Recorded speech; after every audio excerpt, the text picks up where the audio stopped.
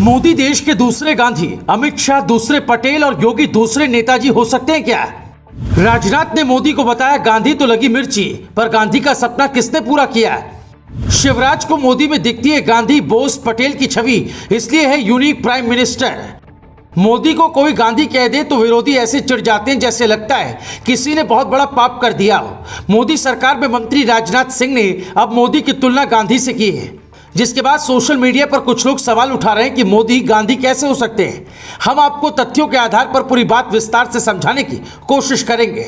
मोदी और गांधी की छवि की तुलना भी करेंगे, लेकिन उससे पहले राजनाथ सिंह का ये बयान सुन लीजिए। प्रधानमंत्री नरेंद्र मोदी पर लिखी गई एक किताब का विमोचन करते हुए गुजरात पहुंचे राजनाथ सिंह ने कहा, महात्मा गांधी के बाद यदि कोई दूसरा नेता है तो उसका नाम है श्री नरेंद्र भाई मोदी। नरेंद्र मोदी ने देश के विकास और सांस्कृतिक पुनर्जागरण से देश के आम लोगों को जोड़ा, देश की नब्ज को पहचानने वाला और जनता से सीधा संवाद करने वाला। महात्मा गांधी के बाद यदि कोई दूसरा नेता है तो उसका नाम है श्री नरेंद्र भाई मोदी। राजनाथ सिंह से पहले मध्य प्रदेश के मुख्यमंत्री शिवराज सिंह चौहान ने भी मोदी की तुलना गांधी से की थी। उन्होंने तो ये तक कह दिया था कि पीएम मोदी में उन्हें गांधी, सुभाष चंद्र बोस और सरदार पटेल तीनों की छवि दिखती है। अब सवाल ये उठता है कि क्या मोदी वाकई में देश के दूसरे गांधी हैं? इतने बड़े बड़े नेता ऐसा किस आधार पर कह रहे हैं? कुछ लोगों का मानना है कि गुजरात में चुनाव है तो राजनाथ सिंह ने चुनाव के मद्देनजर ऐसी तुलना की है। हालांकि चुनाव को अलग रखकर अगर देखिए तो हकीकत खुद ब खुद समझ आ जाएगी। मुख्यमंत्री रहते हुए मोदी ने गुजरात में गांधी के सपनों को आगे बढ़ाया, गांव-गांव का विकास किया। नरेंद्र मोदी साल 2014 में जब प्रधानमंत्री बने तो 2 अक्टूबर को स्वच्छता अभियान शुरू किया था। हर गांधी जयंती पर खादी को बढ़ावा देने की बात करते हैं। भारत को आत्मनिर्भर बनाने की चाहत है।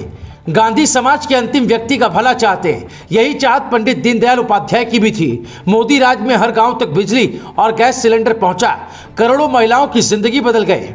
हालांकि मोदी पर गुजरात दंगों के दाग भी थे, जिसकी वजह से लोग कहते हैं कि उन्हें शांति पसंद नहीं, लेकिन इस मामले में मोदी को सुप्रीम कोर्ट से क्लीन चिट मिल चुकी है।